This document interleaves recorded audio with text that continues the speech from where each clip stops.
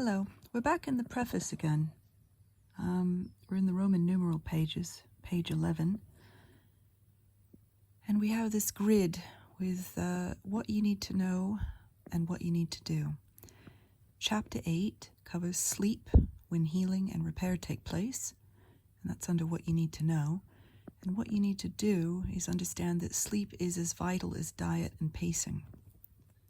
Chapter 9, what you need to know, pacing and the right sort of exercise.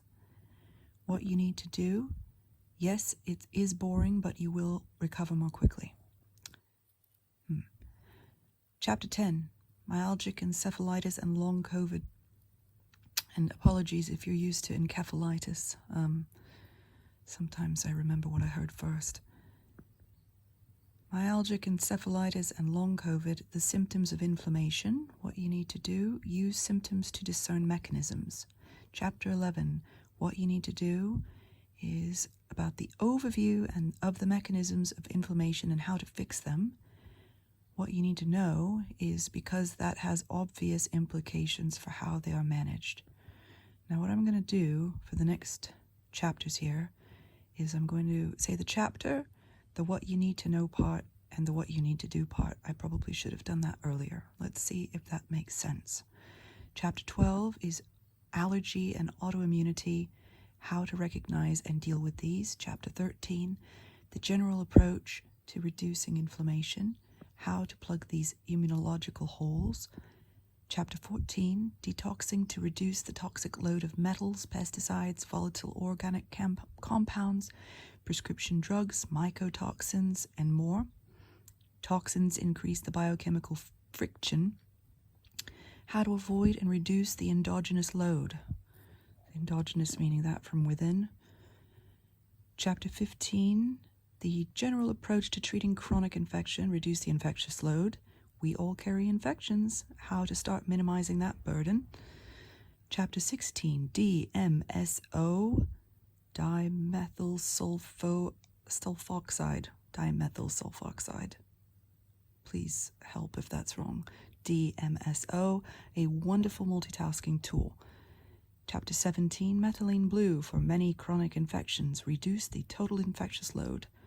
Chapter 18, photodynamic therapy using light to kill infections. Ditto, it says. Chapter 19, reprogramming the immune system with microimmunotherapy. Train the immune system to focus its fire and behave itself.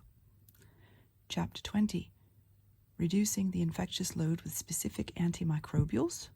Which tests to do to identify microbes. Chapter 21, plugging the emotional holes in the energy bucket. Avoid doctors. Sleep, love, pets, money, humor, meditation, connecting with others. Chapter 22, the pattern of recovery. Just do it. Let's see if there are any more. Oh, we have another page. Let's see. Chapter 23, the politics of CFS, chronic fatigue syndrome, and ME. The name, the shame, and the blame.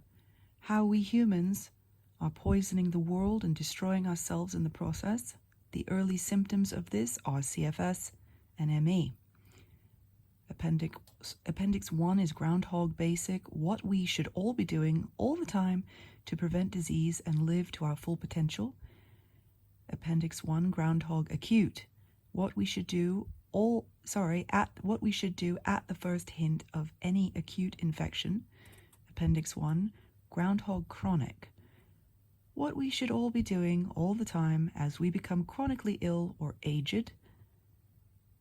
Appendix 2, Diet, Detox, and Die-Off, DDD, reactions.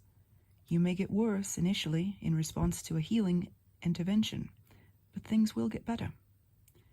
Appendix 3, commonly used tests and how to interpret them. Important clues are often missed. Look at the actual figures and reference ranges. Appendix 4, how to access benefits. Get what you're entitled to. Appendix 5, the Bell CFS Ability Scale. How sick are you? The need-to-know principle or basis is technically a term used by governments and often their armed forces to denote situations where people are told the bare minimum to carry out the duties, i.e., up to their respective security clearance levels only. The Battle of Normandy in 1944 is a classic example of this. Many thousands of military personnel were involved in planning the invasion, but only a small number of them knew the entire plans of the operation. The rest only knew the data needed to complete a small part of the plan. The context of this book, the need-to-know basis, is not intended to obscure important details from the reader, but rather to keep the size of the book to a minimum, whilst at the same time conveying all that is needed to be known and, hopefully at the same time, keeping you, dear reader, entertained at regular intervals throughout. Learning happens better if enjoyment is involved. In essence, the authors are aware that many readers are likely to be cognitively challenged, and so this need-to-know basis is the best format. And this is also why we have included short chapter summaries. If you do wish to know more, then my 500-plus page website, www.drmyhill.co.uk, and our books Ecological Medicine, The Infection Game, and Paleo-Ketogenic, The Why and the How, supply most of the answers. But for the time being, let us proceed as stated, safe in the knowledge that Douglas Adam agrees with us when he wrote in The Hitchhiker's Guide to the Galaxy that he wished to be protected from things he didn't need to know. Indeed, he wished protection from even knowing that there were things that he didn't need to know. Going to stop there.